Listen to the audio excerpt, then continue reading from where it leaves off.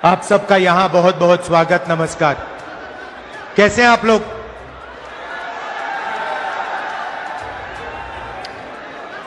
हिंदुस्तान में विचारधारा की लड़ाई चल रही है।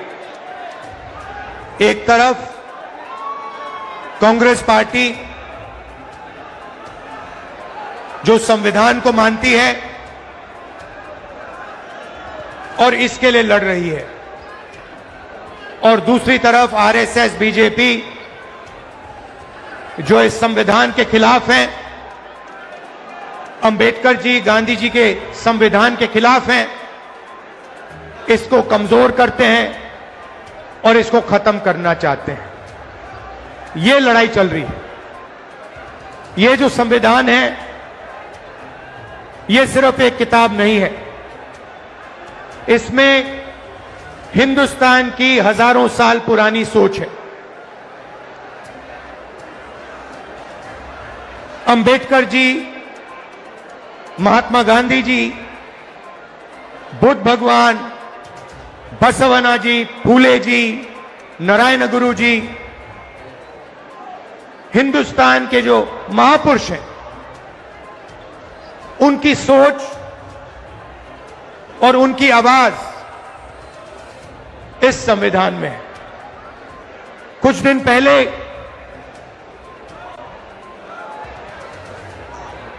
आरएसएस के नेता मोहन भगवत ने कहा कि हिंदुस्तान को 15 अगस्त 1947 में आजादी नहीं मिली, वो झूठी आजादी थी। सच्ची आजादी मोदी जी के आने के बाद मिली। भाइयों और बहनों, यह सीधा संविधान पर आक्रमण है। इन्होंने पहले, लोकसभा से पहले संविधान को रद्द करने की कोशिश की। इन्होंने कहा कि 400 पार हमारी सीटें आएंगी, और जब सीटें आएंगी हम संविधान को खत्म कर देंगे, बदल देंगे। उनके सामने इंडिया गठबंधन और कांग्रेस पार्टी खड़ी हुई, हमारे कार्यकर्ता खड़े हुए,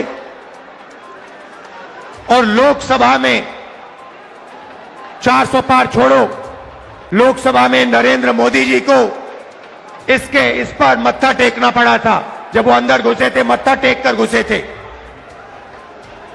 भाई और बहनों, एक बात याद कीजिए और इसको भूलिए मत। जिस दिन ये संविधान खत्म हो गया, उस दिन हिंदुस्तान के गरीब लोगों के लिए इस देश में कुछ नहीं बचेगा। दलितों के लिए, आदिवासियों के लिए, पिछड़ों के लिए देश में कुछ नहीं बचेगा। लक्ष्य इनका यही है। आप देखिए, 2-3 अरबपतियों को सारे के सारे कॉन्ट्रैक्ट्स दे देते हैं। अदानी, अंबानी जैसे लोगों को हिंदुस्तान का पूरा धन पकड़ाया जा रहा है। इस संविधान में कहां लिखा है कि हिंदुस्तान का धन अदानी के हवाले कर देना चाहिए? मुझे दिखाओ कहां लिखा है इस संविधान में। संविधान में लिखा है हिंदुस्तान के सारे नागरिक एक समान है। संविधान में लिखा है कि हर हिंदुस्तानी को सपना देखने का, भविष्य बनाने का मौका होना चाहिए। आज 50 साल से सबसे ज्यादा बेरोजगारी आज हिंदुस्तान में है। अरबपति हजारों करोड़ रुपए बच्चों की शादी में खर्च कर देते हैं। कोई 10 करोड़ की घड़ी पहनता है, कोई 15 करोड़ की घड़ी पहनता है, मगर अगर आप अपने बच्चों की शादी करवाना चाहते हो तो आपको कर्जा लेना पड़ता है। आपके घर में पैसा नहीं है। क्यों नहीं है? क्योंकि रोजगार नहीं है। और भाइयों और बहनों, एक बात भूलिए मत, जितना अदानी और अंबानी आगे बढ़ेंगे, जितना धन इन अरबपतियों के हाथ में जाएगा, उतना कम रोजगार आपके बच्चों को मिलेगा। ये नोटबंदी जो इन्होंने की, जो जीएसटी लागू की है, ये हिंदुस्तान के गरीब लोगों को खत्म करने के औजार है। ये योजनाएं नहीं है, ये हथियार है। जीएसटी कौन देता है? जीएसटी अरबपति नहीं देते हैं, जीएसटी हिंदुस्तान के गरीब लोग देते हैं। जब आप एक शर्ट खरीदते हो, पैंट खरीदते हो, जितनी जीएसटी आप देते हो उतनी ही जीएसटी अदानी अंबानी देते हैं। आप रेस्टोरेंट में खाना खाते हो, ढाबे में खाना खाते हो, जितनी जीएसटी आपके जेब से निकलती है उतनी ही जीएसटी अदानी देता है।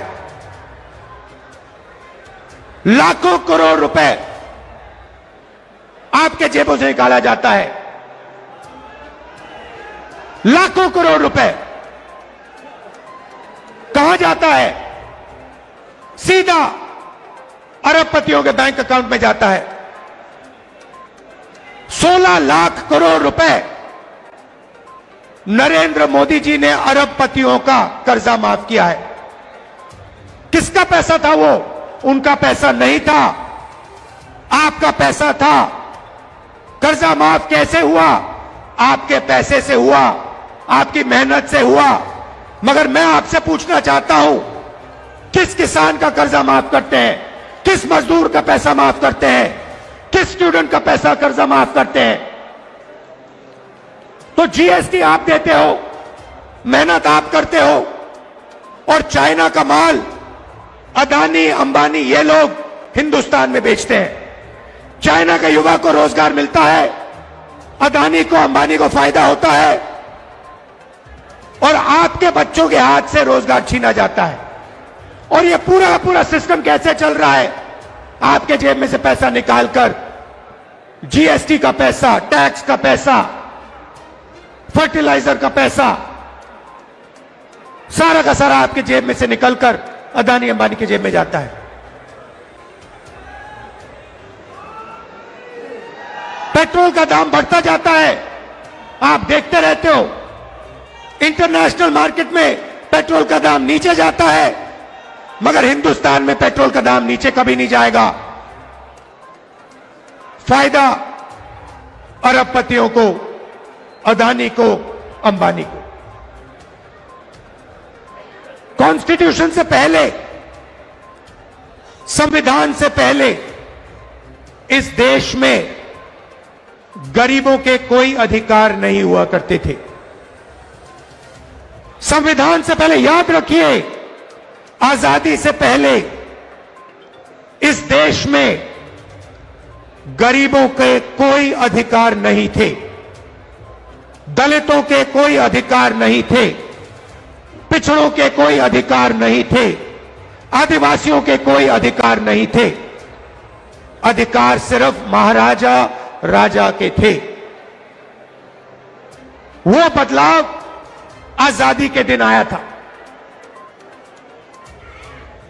आपको जमीन दी गई, जमीन का हक दिया गया, अधिकार दिए गए। बीजेपी आरएसएस चाहते हैं कि आजादी से पहले जो था, जहां गरीबों के कोई अधिकार नहीं थे, सिर्फ अंबानी अदानी जैसे लोगों के अधिकार थे, वैसा हिंदुस्तान चाहते हैं। यह लड़ाई हो रही है। वो चाहते हैं कि गरीब चुप बैठे, एक शब्द ना कहें, भूखे मर जाएं, कोई सपना ना देखें, और हिंदुस्तान अरबपति चलाएं।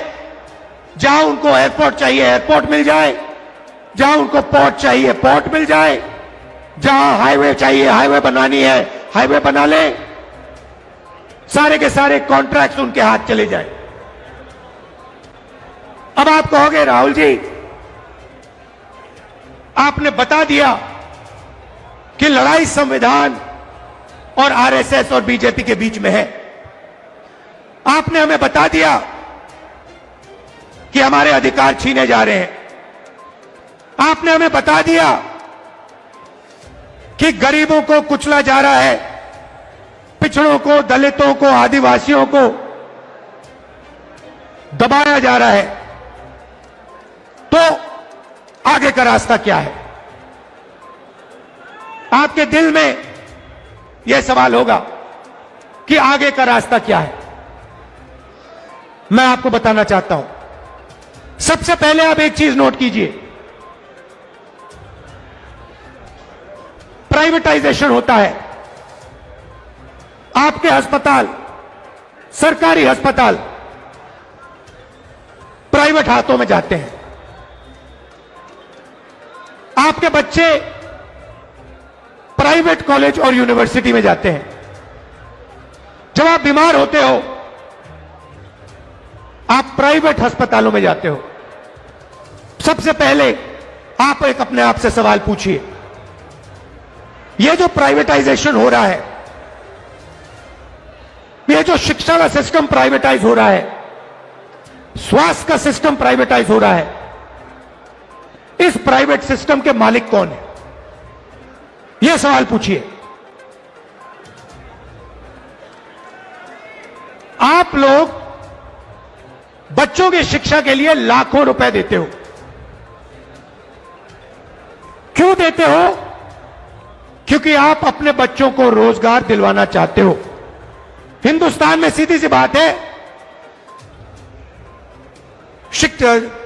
शिक्षा का जो सिस्टम है, सर्टिफिकेशन का सिस्टम है, ठप्पे का सिस्टम है। आपको सर्टिफिकेशन चाहिए कि मेरे बच्चे ने यूनिवर्सिटी डिग्री कर दी, कॉलेज की डिग्री कर दी, और आप सोचते हो, करोड़ों लोग सोचते हैं, करोड़ों युवा सोचते हैं कि इस सर्टिफिकेशन के साथ आप अपनी जिंदगी बना पाओगे। सोचते हैं कि लाखों रुपए देने के बाद, अरबपतियों को लाखों रुपए देने के बाद, मेहनत करने के बाद हमारे बच्चों को सर्टिफिकेशन मिल जाएगा और उनको रोजगार मिल जाएगा। भाई और बहनों, यह सरासर झूठ है। इस देश में आपके बच्चों को रोजगार नहीं मिल सकता है, चाहे वो कुछ भी कर ले। क्षमता हो, ऊर्जा हो, सपना हो, इस देश के युवाओं को रोजगार नहीं मिल सकता है। तो मैं आपसे क्या रहा हूं? मैं कह रहा हूं कि लाखों रुपए आप अरबपतियों को शिक्षा के लिए दे रहे हो, और अरबपति हिंदुस्तान के रोजगार के सिस्टम को खत्म कर दिए हैं। नोटबंदी हुई, गलत जीएसटी लागू हुई। आप किसी भी छोटे दुकानदार से पूछो, किसी भी छोटे बिजनेस वाले से पूछो, जो अदानी अंबानी जैसे नहीं है, जो नरेंद्र मोदी के ऑफिस में नहीं जा सकते, उनसे पूछो जीएसटी से फायदा हुआ, नोटबंदी से फायदा हुआ? वो आपसे कहेंगे भैया नोटबंदी, जीएसटी ने हमें खत्म कर दिया, मरवा दिया। रोजगार कौन देता है? अदानी अंबानी नहीं देते। रोजगार करोड़ों छोटे बिजनेस वाले देते हैं, स्मॉल मीडियम बिजनेस वाले देते हैं। उन सबको इन लोगों ने तक खत्म कर दिया है। नतीजा है, आप अस्पताल जाओ, लाखों रुपए अरबपतियों को दो, उसके बाद आप बच्चों को कॉलेज भेजो, लाखों रुपए अपनी जेब से निकालकर आप अरबपतियों को दो। इस सोच में दो कि आपके बच्चों को शिक्षा मिलेगी, सर्टिफिकेशन मिलेगा। मगर जो सर्टिफिकेशन आपको मिल रहा है बिना रोजगार के, उसका कोई मतलब ही नहीं है, वो कचरा है। यह देश की सच्चाई है। आईआईटी के जो स्टूडेंट्स हैं उनको रोजगार नहीं मिल रहा, आईआईएम के लोगों को रोजगार नहीं मिल रहा, आईआईटी के लोगों को रोजगार नहीं मिल रहा। आपको कहां से मिलेगा? बात समझिए, आपको गुलाम बनाया जा रहा है। दलितों को, पिछड़ों को, आदिवासियों को, गरीब जनरल कास्ट के लोगों को एक बार फिर गुलाम बनाया जा रहा है। और मैं हैरान हो जाता हूं, आप देखते जा रहे हो, आपकी लाइफ बर्बाद हो रही है, जिंदगी खत्म हो रही है, आप देखते जा रहे हो। बीजेपी कहती है दूसरी आजादी मिली, सच्ची आजादी मिली। मैं आपसे पूछना चाहता हूं, राम मंदिर के उद्घाटन में आपने किसी गरीब व्यक्ति को देखा? आपने किसी मजदूर को देखा, किसान को देखा, पिछड़े वर्ग को देखा? आदिवासी राष्ट्रपति है, आदिवासी राष्ट्रपति को वो मंदिर में उन्होंने जाने ही नहीं दिया, अंदर जाने नहीं दिया।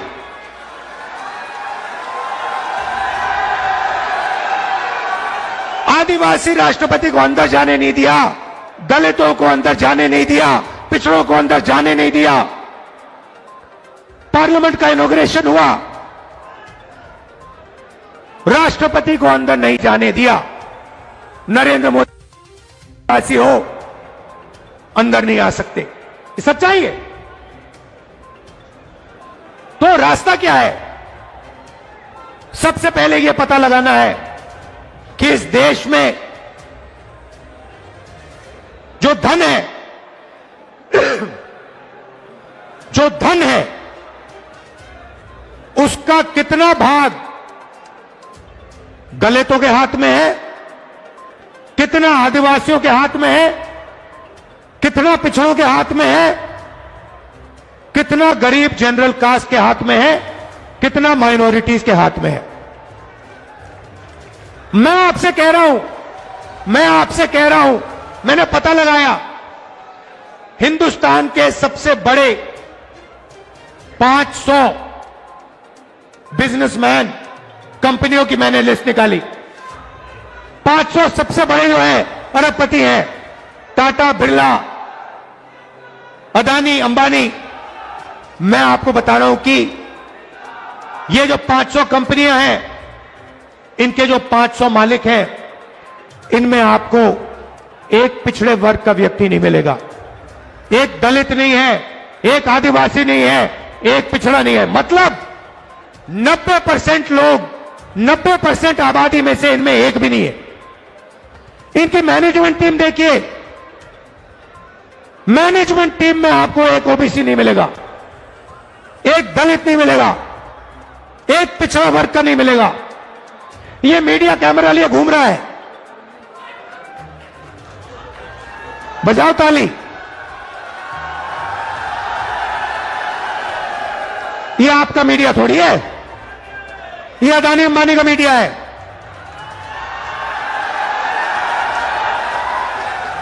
आप भूखे मर जाओ, आपके बच्चे भूखे मर जाएं, आत्महत्या कर लें, किसान मर जाएं, इनको कोई फर्क नहीं पड़ता। ये अदानी अंबानी की शादी दिखाएंगे, ये उनके हैं, उनकी नौकरी करते हैं 24 घंटा। हिंदुस्तान के किसान की बात नहीं करेंगे, मजदूर की बात नहीं करेंगे, बेरोजगार युवाओं की बात नहीं करेंगे, अदानी अंबानी की शादी की बात करेंगे, अफगानिस्तान की बात होगी, पाकिस्तान की बात होगी, मगर हिंदुस्तान की बात, किसानों की बात, मजदूरों की बात ये नहीं करेंगे। और आपके हर एक के घर में घुसे हुए है, सब बेरोजगार है हिंदुस्तान में, और कोई रास्ता नहीं। भैया टीवी देखो 24 घंटा, तो देखना ही पड़ेगा, जो ये कहेंगे देखना ही पड़ेगा। डराने में लगे हिंदुस्तान को कि देखो देखो अफगानिस्तान में क्या हो रहा है, देखो देखो उधर क्या हो रहा है। अरे हमें यह भी बता दो हिंदुस्तान में क्या हो रहा है। अच्छा, इनके मालिकों की लिस्ट निकालो, मालिकों की लिस्ट निकालो, उसमें आपको एक पिछड़ा वर्ग का नहीं मिलेगा, एक दलित नहीं मिलेगा, एक आदिवासी नहीं मिलेगा, एक गरीब जनरल कास्ट का आदमी नहीं मिलेगा जो गरीबी से निकल के बनाया अरबपति।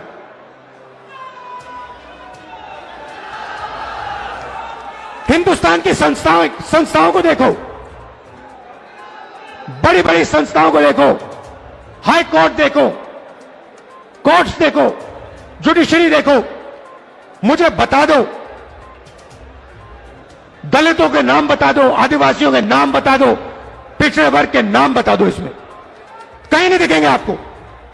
मैंने बजट की बात की, मैंने आपसे कहा कि जीएसटी आप देते हो, जीएसटी आप देते हो, मतलब बजट का पैसा आप देते हो। तो मैंने पता लगाया बजट को कौन बांटता है। भाई और बहनों, 90 अफसर हैं, मध्य प्रदेश में कितना पैसा आएगा, कहां सड़कें बनेंगी, कैसे सड़कें बनेंगी, एम्स कहां जाएगा, आईआईटी कहां जाएगी, शिक्षा का पैसा कहां जाएगा, ये सारे के सारे 90 अफसर डिसाइड करते हैं। मैंने इनके नाम निकाले, मैंने कहा देखता हूं भैया, जीएसटी गरीब लोग दे रहे हैं, दलित दे रहे हैं, पिछड़ा वर्ग दे रहा है, आदिवासी दे रहे हैं, गरीब जनरल कास्ट के लोग दे रहे हैं। मैं पता लगाता हूं 90 लोगों में से दलित कितने, आदिवासी कितने, पिछड़े कितने। आप हैरान हो जाओगे। पिछड़ों की कम से कम आबादी 50% है देश में। अंदाजा है क्योंकि किसी को मालूम नहीं। 50%, 90 में से 3 लोग आपके।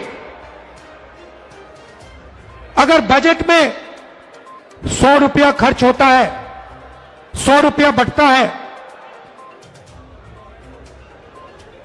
100 रुपया बटता है, तो 5 रुपए का निर्णय पिछड़ा वर्ग के अफसर लेते हैं। पीछे बैठा रखा है आपको, छोटे छोटे डिपार्टमेंट दे रखे हैं और कहते हैं चुप बैठो वहां पे, बकवास मत करो, नहीं तो एसीआर बिगाड़ देंगे, करियर खत्म कर देंगे तुम्हारा। 5% भागीदारी, 50% आबादी। 5% भागीदारी, 50% आबादी। क्या यह अन्याय नहीं है? इससे बड़ा अन्याय नहीं है। आदिवासी 8% आबादी, एक अफसर बैठा है, पीछे कहीं कोने में बैठा हुआ है, और अगर 100 रुपए का निर्णय होता है, बजट में 100 रुपए बढ़ते हैं, तो 10 पैसे का निर्णय आदिवासी अफसर लेते हैं। दलित 15% आबादी, 3 अफसर और 100 रुपए में से 1 रुपए की भागीदारी। मतलब अगर आप सबको जोड़ दो, दलित जोड़ दो, आदिवासी जोड़ दो, पिछड़ा वर्ग जोड़ दो,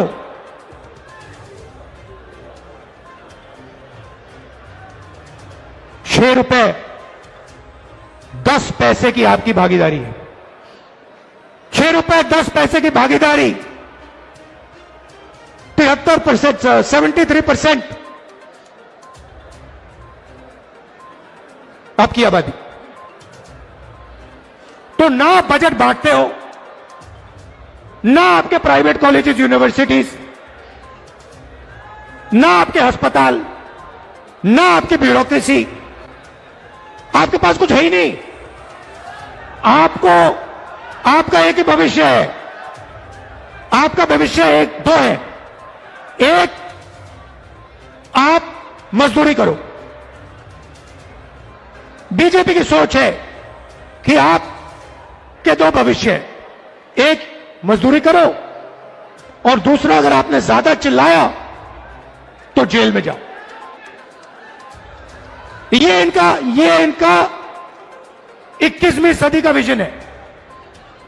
इसलिए मैंने नरेंद्र मोदी के सामने कहा कि मैं नहीं जानता, आप तो कभी करने वाले हो नहीं, मगर जैसे ही कांग्रेस पार्टी की सरकार आएगी, चाहे मध्य प्रदेश में आए, चाहे दिल्ली में आए, जाति जनगणना हम आते ही करना शुरू कर देंगे। तेलंगाना के सीएम बैठे हैं, वहां पे क्रांतिकारी तरीके से हमने जाति जनगणना की है।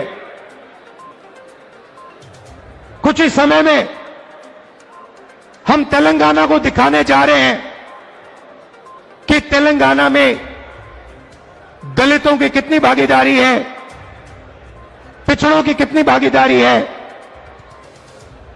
आदिवासियों की कितनी भागीदारी है, कौन सी संस्था में कौन कौन बैठा हुआ है।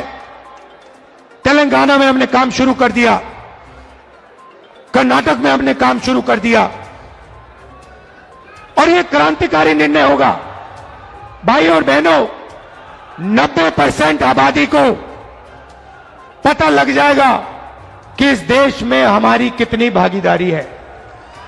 90% को आज आपको दिख रहा है।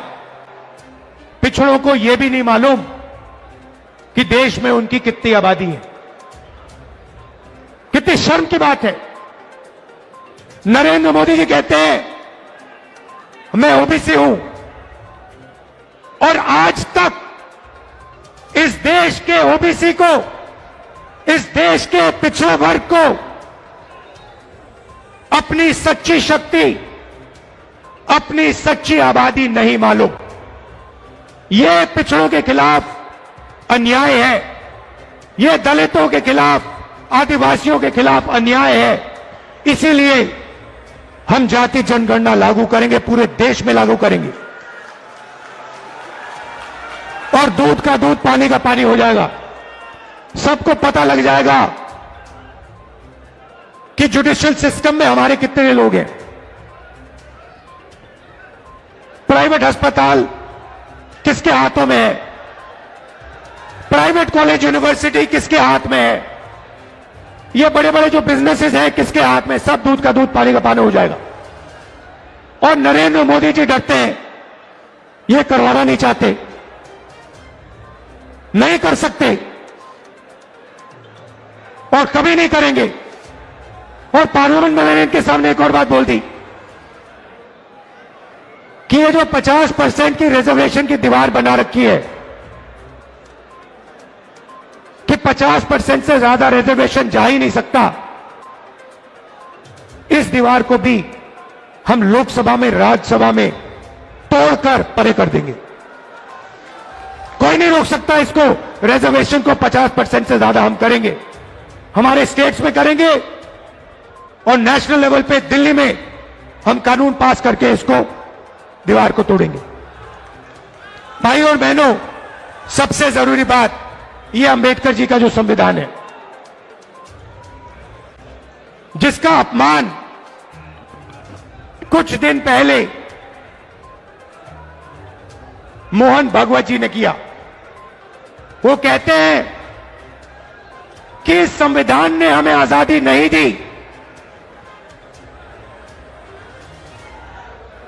इस संविधान का आजादी से कोई लेना देना नहीं है, क्योंकि उनके मुताबिक